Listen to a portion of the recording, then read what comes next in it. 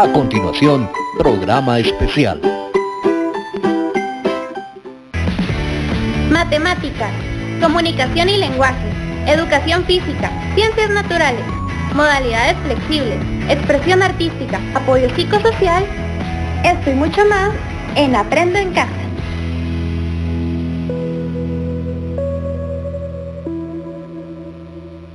Bienvenidos a Aprendo en Casa. Yo ya estoy listo para aprender, espero que ustedes también. Y no te olvides de ingresar a nuestro portal de internet para reforzar todo lo aprendido dentro del programa.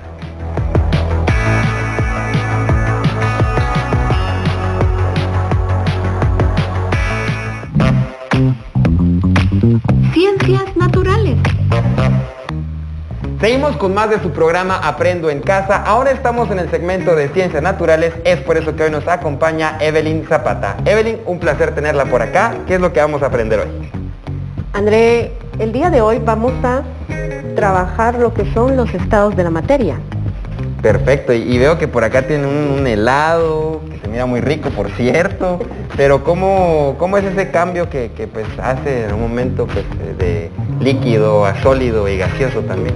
Ok, bueno, para empezar, André, la materia está básicamente constituida por 3 estados de segregación, se le llaman. Estos estados tienen que ver mucho con la disposición de las partículas que la conforman. Y como me lo acabas de mencionar acá, ¿qué tiene que ver el día de hoy pues este delicioso helado que tenemos acá? O inclusive estos cubos de hielo que tenemos dentro de este vaso. Pues básicamente vamos a partir del estado sólido de la materia. El estado sólido es aquel en donde todas las partículas que la componen están básicamente en un estado de reposo, están todas bien ordenaditas, quietas, no se mueven. ¿Por qué? Porque el estado en el que se encuentran no permite ese movimiento. Fíjate, André, que esto es como cuando estamos en el salón de clase, que tenemos sentado a todos los niños, a cada uno en su escritorio, en las hileras, bien ordenaditos y bien quietecitos. Que no se pueden mover y están quietos. No se mueve. Es una estructura básicamente bien ordenada. Perfecto.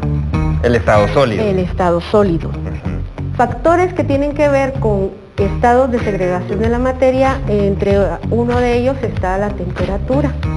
Cuando hablamos del estado sólido, y en este caso vamos a tomar como referencia el agua.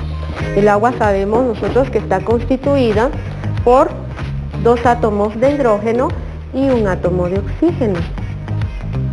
Entonces, como referencia, el agua en estado sólido, la temperatura es una temperatura que está básicamente a 0 grados centígrados. ¿Sí? Esto es importante, dependiendo de la escala de temperatura que nosotros determinemos. En este caso, para la centígrada, la Celsius, que así se conoce, el estado sólido del agua, la temperatura es 0 grados. ¿Ya? Bueno, 0 grados para que logre estar en ese estado sólido. Estar compacta, correcto. Perfecto. Si la temperatura empieza a aumentar, entonces inmediatamente vamos a ver que va a cambiar su estado. A medida que dejemos nosotros estos cubitos de hielo acá en este vaso y la temperatura empieza a aumentar, entonces el estado sólido inmediatamente va a empezar a cambiar al estado líquido. Eso a través de un proceso conocido como fusión. Y vamos a encontrar entonces que ahora, cuando el agua ya no se encuentra en estado sólido, sino que se encuentra en estado líquido, la forma que ella va a adquirir básicamente va a ser del recipiente que la va a contener. Sí, pues ya no tiene forma. Ya no va a tener una forma definida. Ya no va a tener una forma definida. Aunque te puedo decir un dato muy curioso. Sin gravedad, en el caso de viajar al espacio, si un astronauta deja caer una cantidad de agua dentro de su nave, dentro de su cápsula, la forma que adquiere esa gota de agua es esférica. Es completamente esférica. Sí o sí va a ser esférica. Va a ser esférica. no hay gravedad que la está afectando y entonces Ni va a ser, manipulando, ni ¿verdad? manipulando, va a ser esférica. Pero aquí nosotros en la Tierra pues sabemos que hay una gravedad que nos afecta, ¿verdad? Entonces, pues esta va a adquirir la forma del recipiente que la contiene. A Perfecto. medida que avanza y elevamos la temperatura, entonces ese estado sólido va a cambiar y va a pasar a un estado gaseoso, se le conoce. Y entonces, volviendo a la analogía que hicimos del salón de clase, en el estado sólido, los niños están sentados en su salón, en su escritorio y en las hileras. Compactos. En eso que se empiezan a levantar, que maestra quiero ir al baño, que maestra me deja ir a la Ya tienda. minutos antes de ir al recreo. Sí, empiezan a moverse, entonces ya vamos al estado líquido. Las partículas ya tienen un poquito más de libertad para poderse mover. Cuando ya caemos al estado gaseoso, definitivamente es porque ya tocaron la campana del recreo y ya salieron los todos. niños todos y salen corriendo, ya tienen libertad de movimiento y es justamente lo mismo que sucede con la materia en el estado gaseoso. Ya su composición estructural, su composición química, las partículas ya tienen libertad de movimiento, ellas ya se pueden mover y ¿las podemos almacenar? Claro que sí, pero ¿cómo? Bajo presión. Lo mismo puede suceder, por ejemplo, acá con el aire que tenemos nosotros aquí en el ambiente, ¿verdad? No lo vemos con el aire que tenemos en el ambiente. ¿Cómo podemos nosotros verificar realmente que forma parte de la materia? ¿Podemos nosotros encerrarlo? Claro que sí. Sí, pues, Acá. con una bolsa. Sí. No. Y sabemos nosotros que tenemos Aire. aire, ¿ya? Y tiene libertad de movimiento. Ese aquí sí tiene libertad de movimiento. En el caso, por ejemplo, de los aerosoles, que se guardan bajo una presión, las partículas que conforman ese gas dentro del recipiente chocan a lo largo de las paredes, esperando el momento La en que salida. puedan ser Y liberadas. por eso sale con más Y fuerza. por eso sale con más fuerza. Ah, Y perfecto. por último, André, para dejar concluido el tema de los estados de la materia, existe un cuarto estado de la materia o estado de segregación, y es el que se conoce como el plasma. Este definitivamente es el que está conformado por la incandescencia.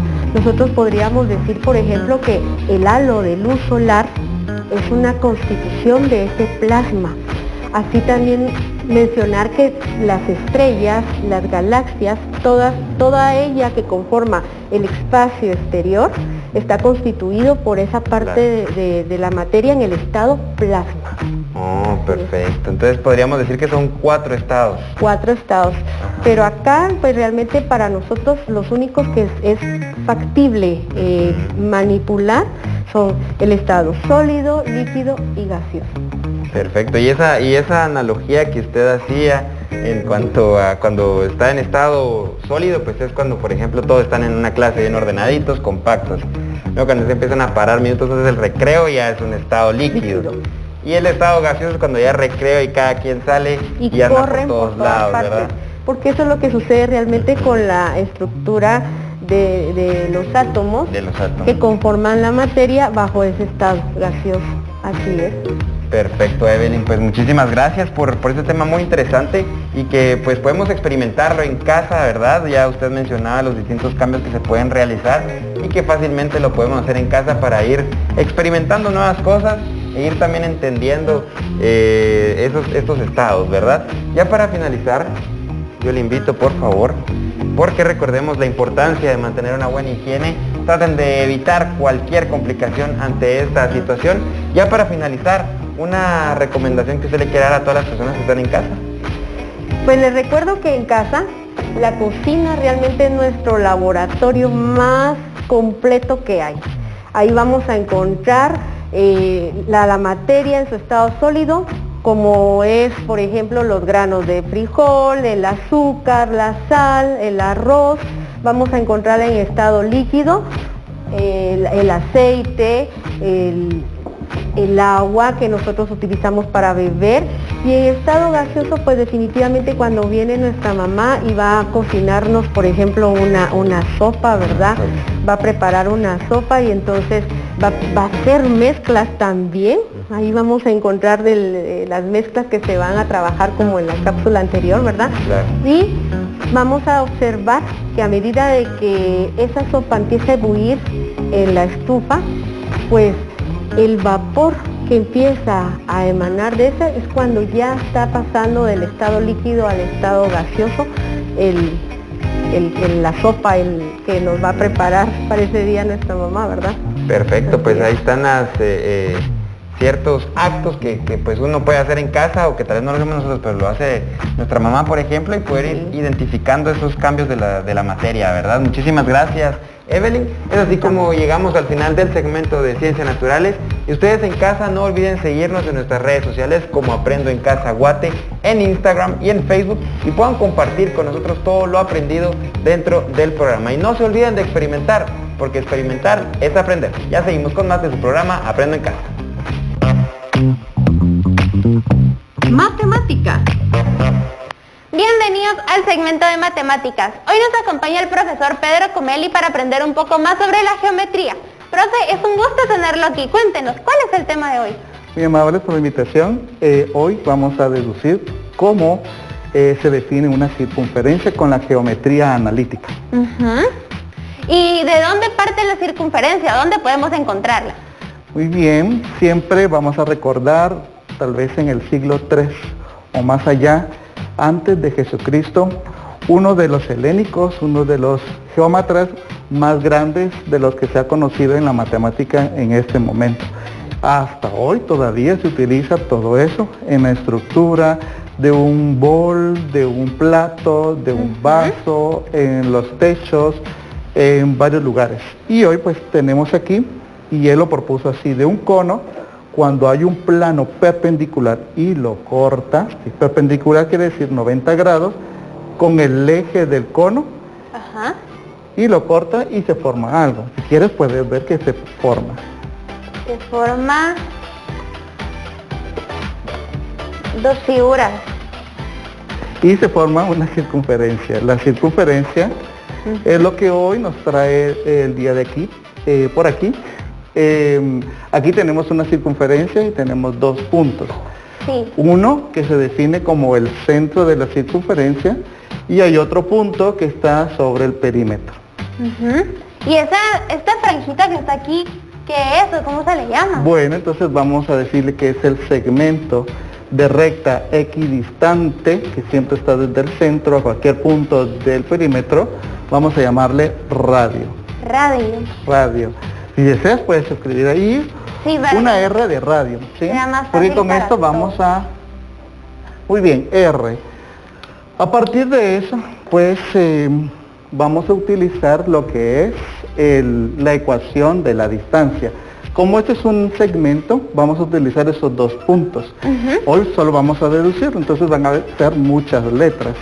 Aquí es necesario el álgebra. Entonces empezamos, que el radio, ¿sí? Este segmento que queremos saber cuál es la longitud, va a ser igual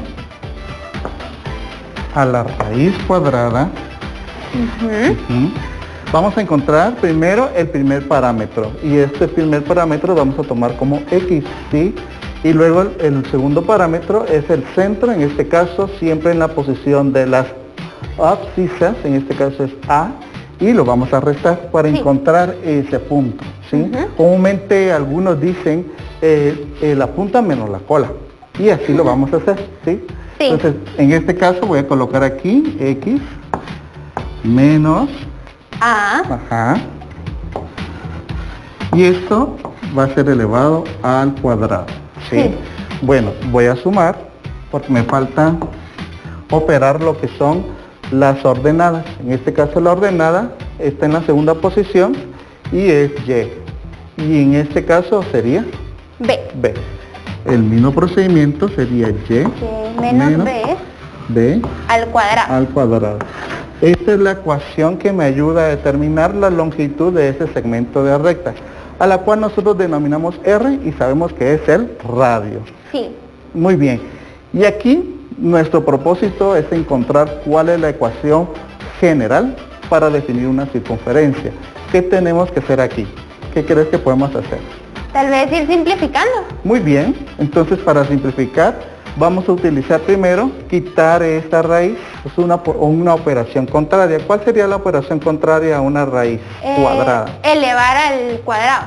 Muy bien, entonces elevemos al cuadrado Ambos lados. a ambos lados, ¿sí?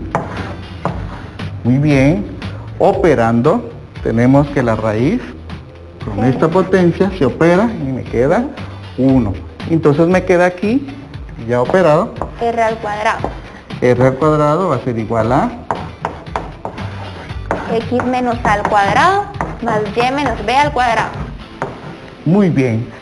Seguimos, ya hicimos, quitamos, mejor dicho, la raíz operándola. Ahora necesitamos operar estas potencias. ¿Cómo lo vamos a operar? Tendría que elevar al cuadrado cada una de las que está dentro del paréntesis. Sí, ese es un binomio al cuadrado. Aquí es donde tenemos que tomar lo que es la factorización y producto Ajá. notable, ¿sí? Sí. Como es un binomio al cuadrado, esto va a resultar al momento de simplificarlo como un trinomio cuadrado perfecto. Sí. Entonces, si tú te recuerdas cómo era, tomamos el primer término. Ajá. El primero al cuadrado Ajá. más, o en este caso menos, Menos. 2 veces el primero por el segundo Ajá. más el segundo al cuadrado. Wow. Sí que has aprendido en estas lecciones, Claudia. Continuamos. Como aquí sigue más. Más Ujú. Nuevamente es un binomio al cuadrado. ¿Cuál es el procedimiento? el mismo, sería el primero al cuadrado Ujú, menos 2 veces el primero por el segundo ujú. más el segundo al cuadrado. Muy bien, ya casi está la ecuación completa para deducirla. ¿Qué tenemos que hacer? Tenemos que igualarla a 0 para que esta ecuación funcione y ordenarla siempre con los exponentes mayores hasta el menor, el último término, que es el término independiente. En este caso, ¿cuál podría ser nuestro término independiente? Profe, ¿a qué se refiere exactamente con un término independiente? Muy bien, buena pregunta. Muchas veces nosotros no identificamos cuál es el término independiente. Ajá. Pero el término, en este caso, nosotros estamos tomando a X, primer término, Y, el segundo término, y hay otros que no tienen X y Y. A eso les vamos a llamar nosotros términos independientes, que al sumarlo o a restarlo nos da una cantidad, ¿sí? Sí. Muy Entonces bien. serían todos los que tengan la A y la B. Muy bien, sería A al cuadrado, B B al cuadrado y R al cuadrado. R al cuadrado. Para que nuestra ecuación general quede igual a 0, vamos a ordenarla de esa manera y ahí cumplimos el propósito de esta lección. Bueno, pero esta R que está aquí está del otro lado del signo. Sí. ¿Cómo puedo transformarla o cambiarla de lado? Tendría que pasarla a restar a este lado. Muy bien, entonces lo que vamos a hacer es utilizar el inverso aditivo, ¿sí? Ajá. Ya no lo voy a colocar aquí, ya lo tenemos que conocer. Y vamos a colocar aquí, entonces 0. Copio todo lo que está ya resuelto. Al final lo vamos solo a ordenar. Sí. En este caso sería menos. R cuadrado. Muy bien. Entonces nuestra ecuación ya casi está. ¿Qué nos falta? Ordenar. Ordenarlo. Vamos a considerar siempre los exponentes con mayor valor. Entonces en este caso tenemos exponente mayor de valor, X al cuadrado. Tenemos que poner adelante todos los cuadrados. Todos los cuadrados que sean variables, que tengan X y Y. ¿sí? Ok. Entonces en este caso sería X al cuadrado Más Y al cuadrado. más Y al cuadrado. Bueno, ya quedamos con la primera. Ahora vamos con el exponente 1, porque ya no tenemos más al cuadrado. No. Tenemos aquí 1 Y aquí y aquí a otro. la 1. Sería menos 2AX menos 2BY. Y ahora ya tendríamos que irnos a las variables independientes con Muy exponente bien. 2. Buen aprendizaje. Ahora ya puedes identificar cuáles son las variables independientes. Respetemos el orden que está ahí. En la realidad vamos a encontrar que son números. Son cantidades reales. Muy bien. Y esta es la ecuación que define una circunferencia. a partir de un modelo matemático donde encontramos la distancia o la longitud entre estos dos puntos. Profe, y mi última duda para cerrar este segmento sería, ¿cómo podemos ver reflejada la circunferencia en el círculo? O sea, ¿qué espacio es? Bueno, aquí en esta figura, si ustedes ven ahí en casa también, vemos un área, ¿sí? Sí. Un plano. Pero en realidad es todo lo que está aquí, es el perímetro. Eso define lo que es la circunferencia. Ajá. O sea, se podría decir que es todo el borde. Es el borde. Ese es el modelo matemático que lo define. Bueno, profe, muchas gracias por habernos enseñado este tema tan interesante y habernos enseñado la raíz de todo, de dónde surge. Yo lo voy a invitar ahora a que nos desinfectemos las manos. Muy bien. Esa es buena idea, Claudia. Muchas gracias, profe. Recuerden a todos en casa lavarse muy bien las manos, hacerlo constantemente y mantener su lugar de trabajo muy limpio y ordenado. Profe, si usted pudiera darnos un resumen así bien puntual de lo que aprendimos en esta cápsula el día de hoy, ¿cuál sería? Bueno, a partir de modelos que los grandes geómetras han dado, podemos nosotros deducir ahora ecuaciones sencillas como la circunferencia, a partir de dos puntos. Tenemos una ecuación general, que esta es la ordinaria general, y esta es la general que puede definir cualquier función de las ecuaciones cónicas. Por lo tanto, esto nos va a dirigir a todas las demás, y estas precisamente solo a la circunferencia. Muchas gracias, profe, nuevamente por habernos acompañado el día de hoy. Recuerden que es momento de quedarnos en casa y que juntos saldremos adelante. Apoyo psicosocial. Continuamos con más de su programa Aprendo en Casa. Ahora estamos en el segmento de apoyo psicosocial y es por eso que nos acompaña la licenciada Miriam Hernández. Licenciada, un placer tenerla por acá. ¿Qué tema vamos a abordar hoy? Pues el día de hoy vamos a abordar un poco lo que es como el hecho de ir dejando un poco las redes sociales, ¿verdad? Porque es un tema que está bastante en boga ahorita, entonces es importante el hablar sobre él. Claro, y es que pues ahora todo el mundo utiliza redes sociales, ¿verdad? Sin embargo, pues si no se le da el buen uso, puede perjudicar bastante, ¿verdad? Para empezar a desarrollar este tema, ¿cómo podríamos describir de qué es una red social? Bueno, pues las redes sociales son un medio de comunicación e interrelación personal, ¿verdad? O sea, nos relacionamos con otras personas a través de diversas redes sociales, pero las redes sociales en sí siempre han existido, ¿verdad? O sea, cuando yo me juntaba con mis amigos a jugar, ahí estaba formando una red social. Lo que ha sucedido últimamente, esto es algo contemporáneo y lo que se ha dado es el hecho de que es de forma virtual, ¿verdad? Podemos decir que tenemos muchos amigos, pero realmente cuántos amigos tenemos, ¿verdad? Entonces, y que nos trae mucha entretenimiento, nos distrae, ¿verdad? Por eso es que se buscan mucho las redes sociales. Claro, es que las redes sociales pues tienen muchas cosas positivas, pero si se les da el mal uso puede llegar a ser negativo, ¿verdad? ¿Cómo podríamos identificar ese límite donde pues ya puede ser algo perjudicial para nosotros? Pues las redes sociales en sí no son malas, de hecho, en la situación que estamos actualmente, ¿qué hubiéramos hecho todos con el teletrabajo, los estudios? ¿Qué hubiéramos hecho sin las redes sociales?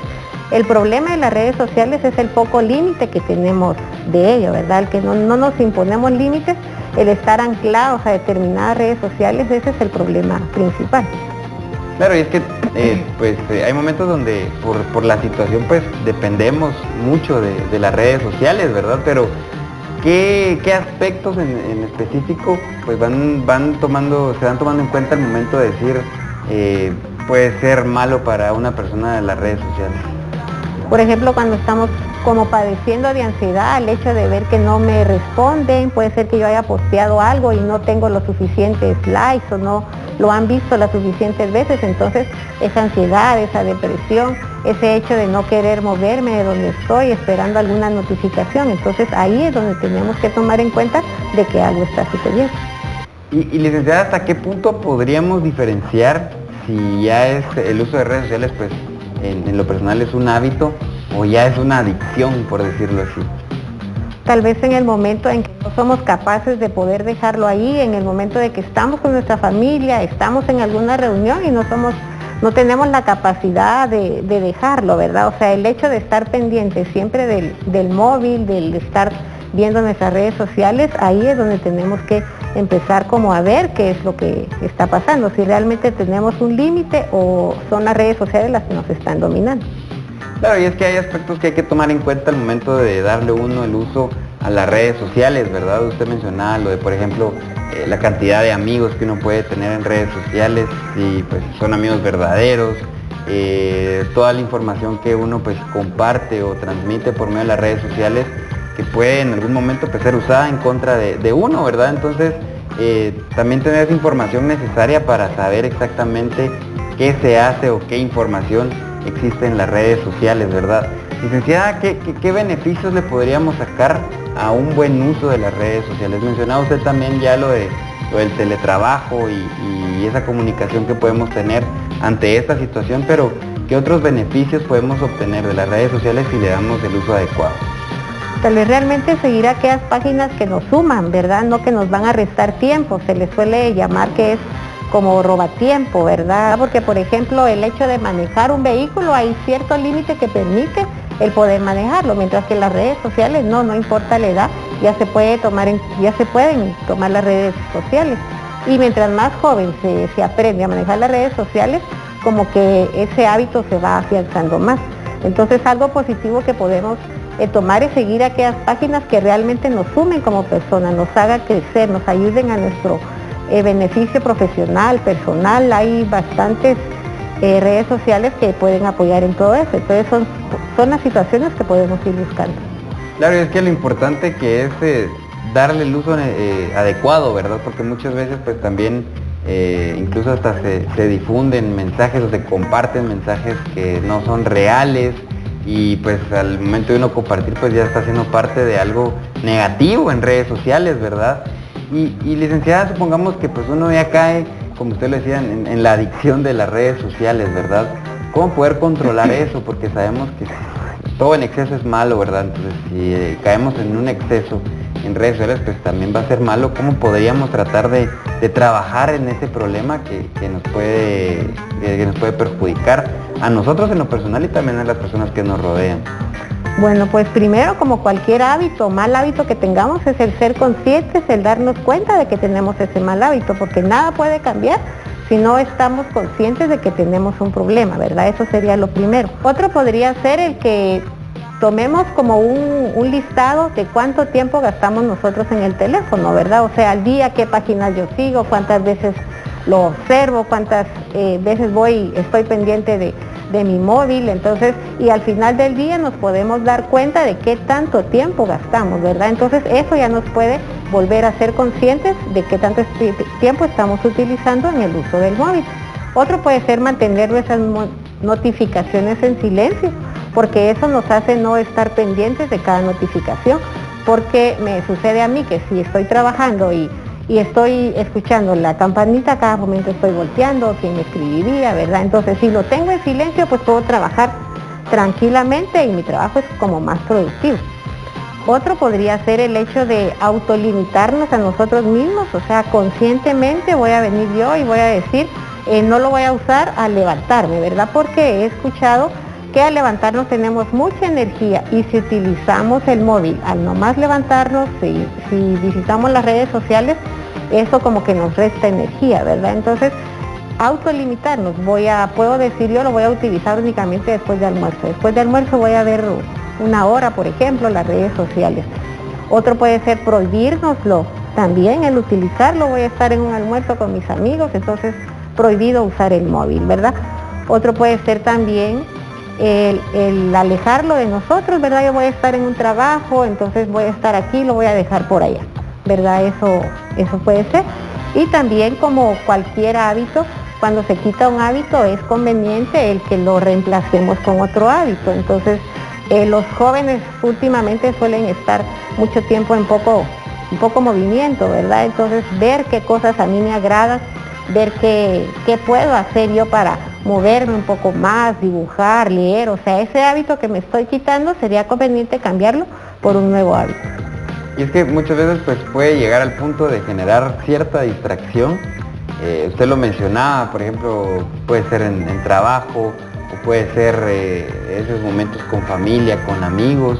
Y creo que también pues es bueno, incluso pues hasta físicamente, ¿verdad? Lo que usted decía, porque pues a veces uno le pasa que está mucho tiempo en el teléfono o en la computadora, y cuando siente con dolor de cuello, con dolor de manos, de ojos y todo, entonces creo que también físicamente pues es adecuado ir poniéndose esos límites necesarios al momento del uso de redes sociales y pues tratar de ir obteniendo nada más lo positivo, ¿verdad? Ya para finalizar, licenciada, ¿algún mensaje que usted le quiera dar a todos esos jóvenes que tal vez en estos momentos pues su única distracción pueden ser las redes sociales, ¿verdad? Pero ¿cómo hacerlos entender que pues en exceso puede ser bastante malo el uso de las redes sociales en exceso? Inclusive los jóvenes pueden llegar a pensar que los móviles son una extensión de ellos mismos, ¿verdad? Porque tienen ahí sus horarios, sus amistades, todo, ¿verdad? Entonces pueden llegar a pensar que son parte de, pero no, ¿verdad? O sea, tenemos que darnos el valor a nosotros mismos, tenemos que como darnos ese mensaje de que nosotros valemos sin la necesidad de estar pendientes del móvil, pendientes de notificaciones, ¿verdad? Sí es bastante importante, y para el hecho de compartir con los que realmente están cerca nuestro, ¿verdad? Porque con las redes sociales el problema es que nos alejan de los que estamos cerca y nos acercan de los que estamos lejos, ¿verdad? Esa frase la escuché por ahí, me gustó bastante. Entonces sí sería bastante importante el hecho de ser conscientes principalmente del límite que tenemos que tener con las redes sociales.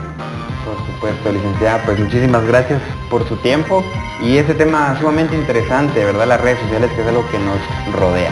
Es así como llegamos al final del segmento de apoyo psicosocial, y ustedes no se muevan de donde están porque ya seguimos con más de su programa Aprendo en Casa. Comunicación y lenguaje. Continuamos con más de su programa Aprendo en Casa. Ahora estamos en el segmento de comunicación y lenguaje, es por eso que nos acompaña Pablo Salvatierra. Profe, un placer tenerlo por acá. ¿Cuál es el tema que vamos a desarrollar? Bueno, saludos a todos nuevamente. Continuando con algunos temas relacionados que hemos visto, hoy vamos a estudiar la coherencia y la cohesión. Recordando un poco también de lo que vimos en sesiones anteriores acerca de la adecuación. ¿Te recuerdas que hablamos acerca de que hay registros de la lengua, formal, informal, así como decisiones inconscientes que dependerán del contexto social, la educación y todo eso? Ahora vamos a ver otros componentes que nos ayudan a redactar los textos, que es la coherencia y la cohesión. Pero comencemos con algún ejemplo. Si yo te digo, ¿es Juan la casa bonita? ¿Entiendes lo que te estoy diciendo? No tiene coherencia. Entonces eso es lo que vamos a ver, qué herramientas o cómo darle coherencia a nuestro texto, así como una cohesión. Pero primero pasemos con la coherencia. ¿Qué es la coherencia? Es organizar y distribuir el tema en nuestro texto. Nosotros sabemos que, por ejemplo, ¿cuál es la estructura de un texto narrativo? Bueno, la estructura de un texto narrativo empieza con una introducción, después luego con el contenido, con el desarrollo y luego con la conclusión. O el desenlace. Entonces cuando tú estás leyendo un cuento, esperas que esa sea la estructura, que te presenten a los personajes, que tengan algún determinado problema y que lo resuelvan. Que lleven un orden lógico, se podría decir. Pero ¿qué pasa cuando hay un autor y te lo presenta de diferente manera? Por ejemplo, que empiece por el desenlace, después por la introducción y termine por el nudo. Se nos hace bolas ahí. Pero también te ejercita a tratar de como armar un rompecabezas en este cuento. Primero tenemos que conocer bien la estructura de géneros para después nosotros poder jugar con esa estructura. Porque sí hay cuentos que no inician como está la estructura establecida. Y nosotros al momento de leerlos tenemos que ir reconstruyendo. Entonces ya es una lectura más participativa, más activa, que te exige un poquito más. Pero para que nuestro texto tenga coherencia, tenemos que organizarlo y distribuirlo adecuadamente. Así como en la oración que les indiqué al inicio, no está bien distribuido. Porque sabemos que primero tiene que ir el sujeto, después el predicado, y nos tiene que decir todo eso. Entonces el orden sería, la casa de Juan es bonita, para que ya tenga coherencia. Pues que las ideas queden bien plasmadas y bien ordenadas para que se pueda entender adecuadamente. Y que se desarrollen de forma organizada. Ahora, ¿qué elementos hay acerca de la coherencia? Podemos encontrar coherencia cuando en libros dividen el contenido en capítulos, párrafos y oraciones. En ese sentido, hagamos un pequeño ejercicio acá. Vamos a ver si reconocen en casa y tú también las partes de un texto. Este es un texto. Cuando unimos varias palabras que inician con mayúscula y terminan con punto, ¿cómo se llama esa unidad, ese elemento? Es una oración. Es una oración.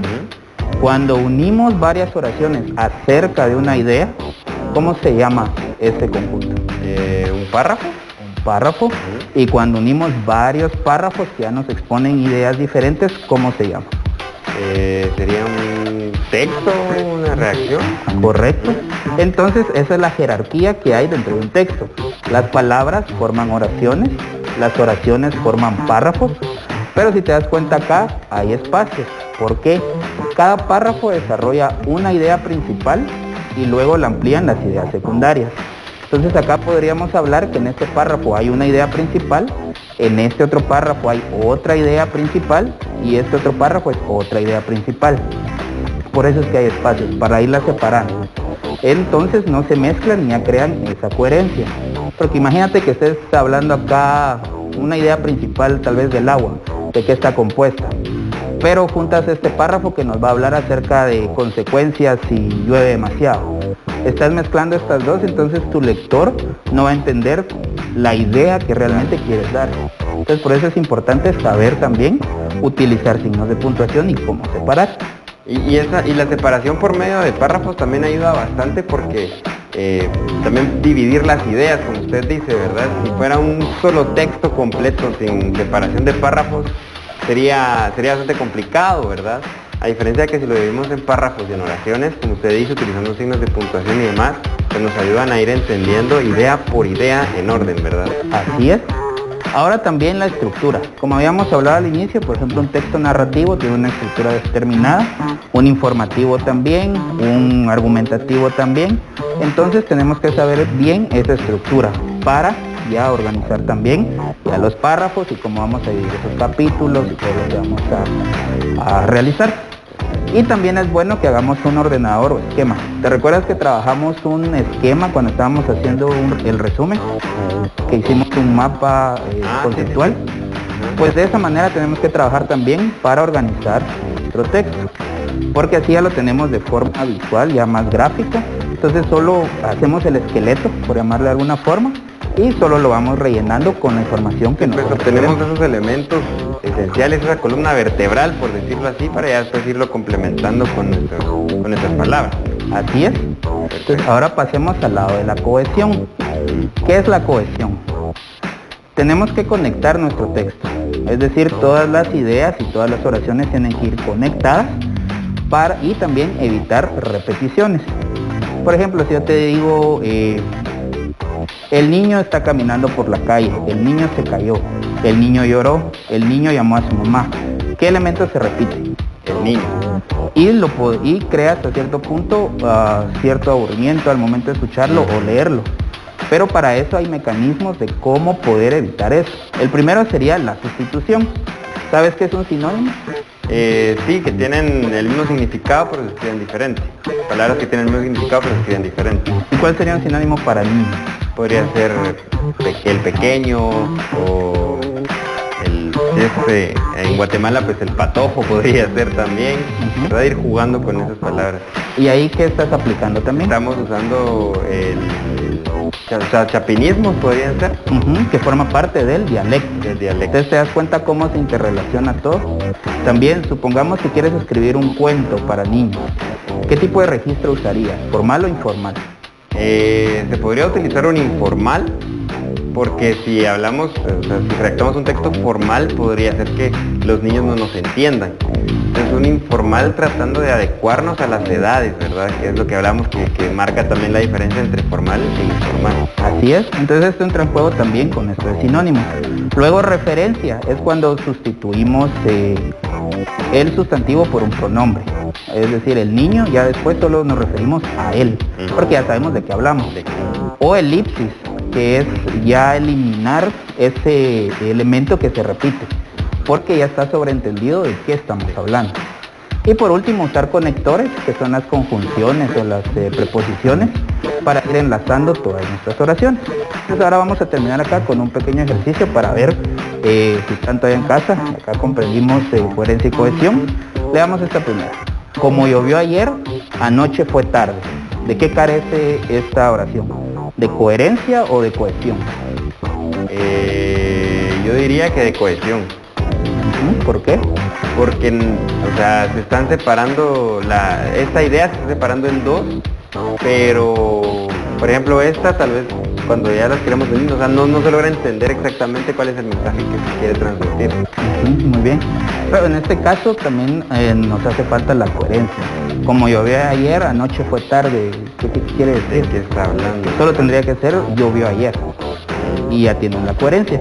Ahora veamos con esto. La compró y luego la pagó. ¿De qué crees que carece? ¿De coherencia, cohesión o de ambas?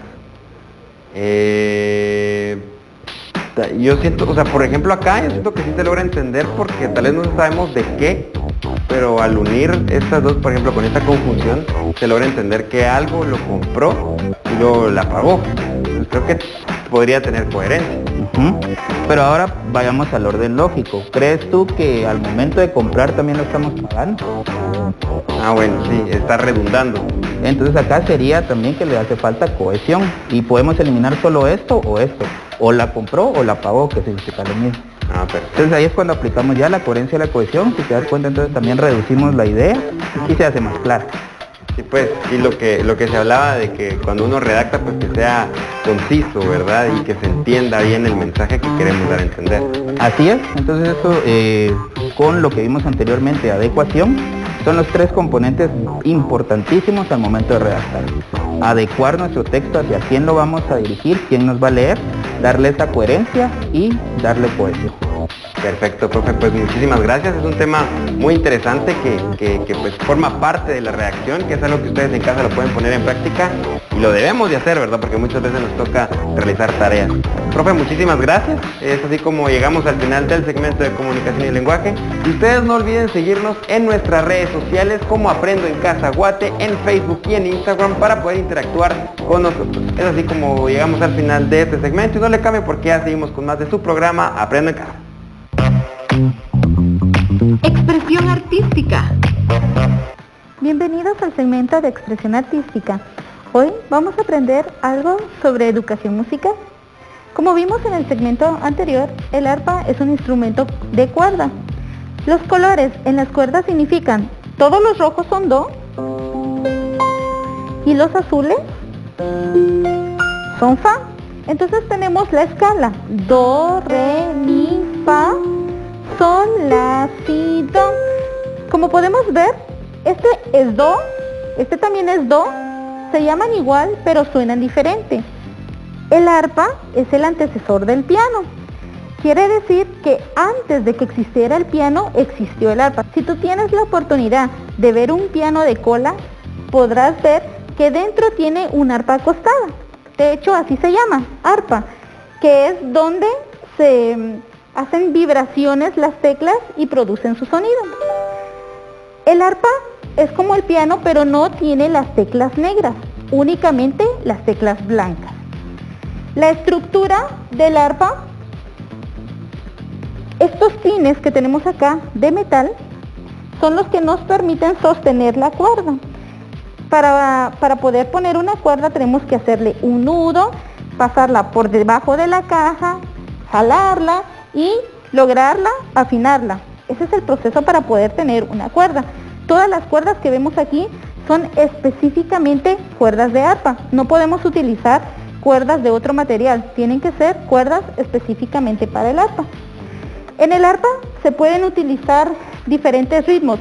Puedo, con mi mano derecha, toco melodías, puedo hacer arpegios, puedo hacer glissandos y mi mano izquierda me permite hacer los bajos, hacer diferentes ritmos. El arpa es un instrumento que cumple dos funciones. La función de tocar la melodía y el acompañamiento al mismo tiempo. Vamos a ver algo sobre la música tradicional guatemalteca, que ahora utilizamos el arpa como nuestro instrumento.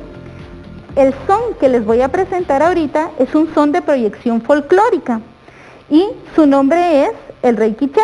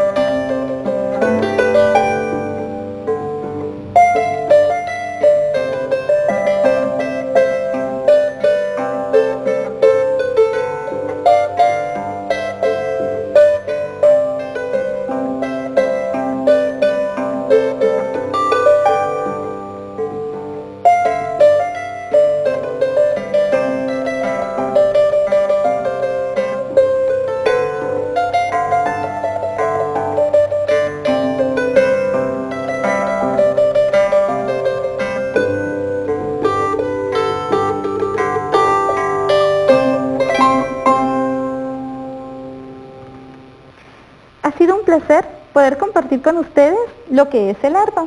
Recuerda, lavarte las manos, quedarte en casa y te invito a que si tú tienes algún instrumento, tu primo, tu hermano que está abandonado, no es necesario que tengas al maestro físico, puedes buscar algún tutorial y puedes descubrir y experimentar qué te permite ese instrumento.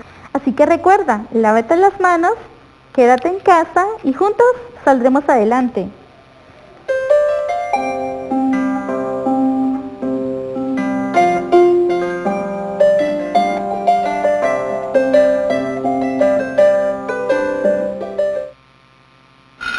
Ahora, manualidades.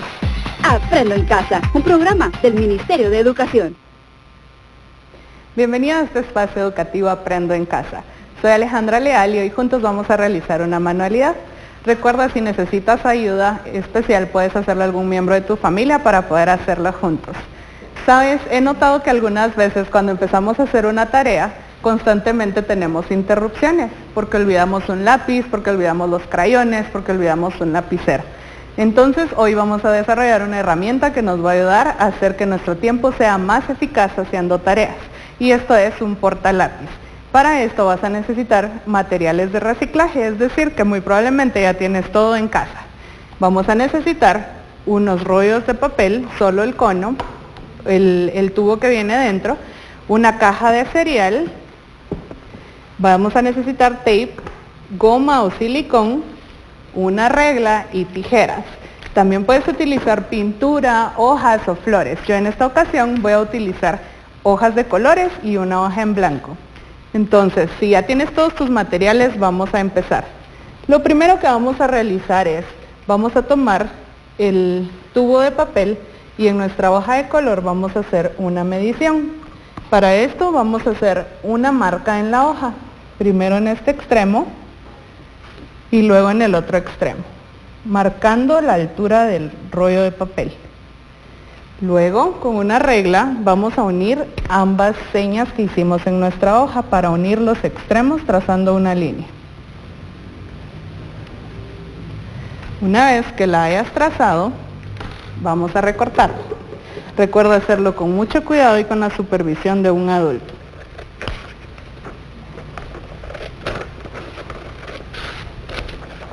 Cuando lo tengas listo, vas a ver que va a ser justo del tamaño de nuestro tubo de papel por la medición que hicimos. Y lo vamos a pegar. Puedes utilizar goma o tape para unir el papel. Vamos a repetir este procedimiento con otros 4 tubos de papel para hacer la actividad que vamos a realizar. Yo ya tengo unos listos por acá. Y le vamos a ir dando una forma creativa. Hoy vamos a hacer una oruga. ¿Recuerdas la caja de cartón? Vamos a recortarla haciendo un rectángulo y esta va a ser la base de nuestro portalápiz. Entonces los vamos a ir organizando a modo de darle la figura de un gusano. Vamos a hacer una oruga. Como puedes ver, puedes hacerla de diferentes tamaños. Puedes hacerlo con 6 conos. Yo prefiero hacerlo de 5. Si tienes 4 también puedes hacerlo. Una vez que la tengas ya en su lugar, que estés seguro que es la figura que tú quieres, vamos a ir colocando silicón o goma debajo de cada uno de los conos y los vamos a ir colocando en el lugar que habías dispuesto. También puedes utilizar tape o cualquier otro tipo de pegamento.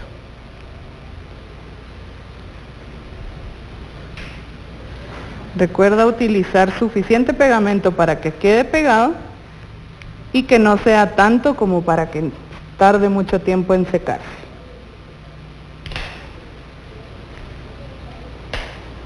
Muy bien. Ahora que lo tenemos pegado, vamos a esperar unos segundos para que se termine de secar y en el resto de la hoja de papel vamos a utilizar un molde para dibujar un círculo. Puedes utilizar una tapa o, como yo utilicé en este momento, un rollo de cinta adhesiva.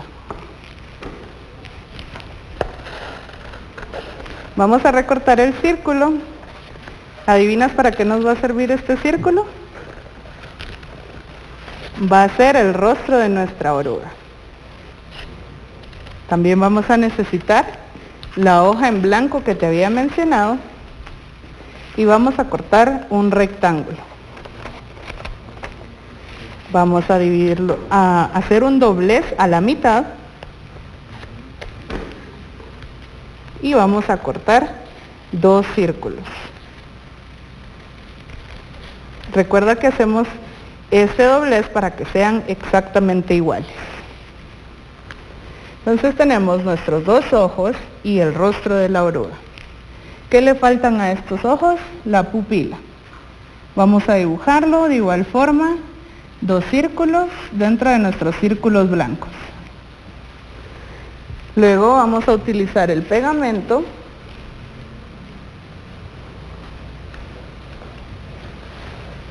y los vamos a ir agregando a la carita de nuestra oruga.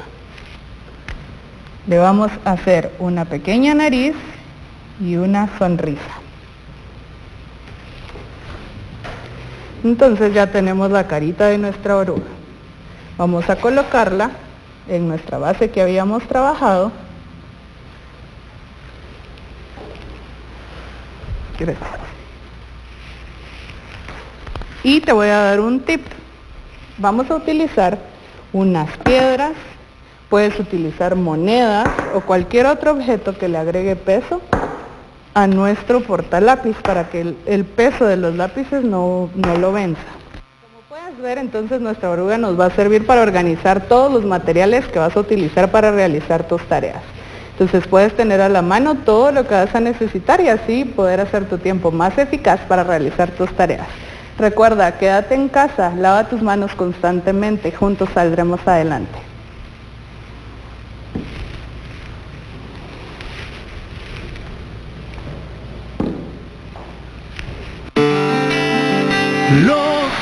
de Guatemala tienen un buen futuro, porque los papás estamos cuidando muy bien de ellos. Por eso, hazle caso a tus papás, haz ejercicio y realiza actividades que te hagan feliz dentro de casa. Ministerio de Educación, Gobierno de Guatemala.